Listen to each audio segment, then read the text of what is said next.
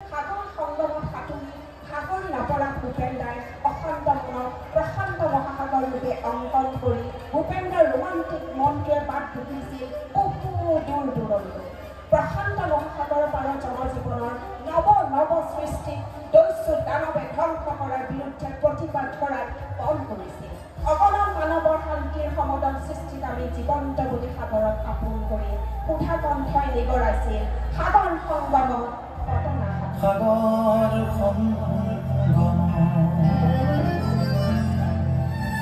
কতনা সাঁতুৰিলো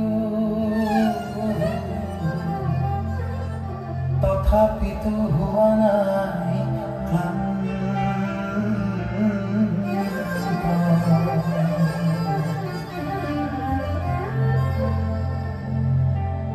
সাগৰ সংগম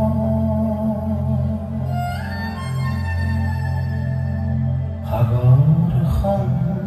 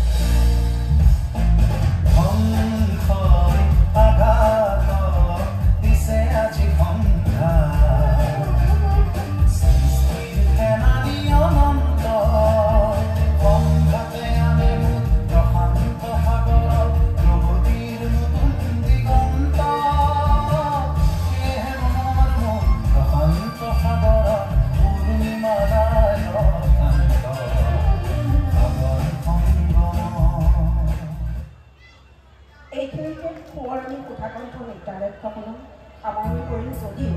আজি কিছুদিন আগতে আমাৰ মাজৰ পৰা তাৰিখভাৱে হেৰাই যোৱা অসমৰ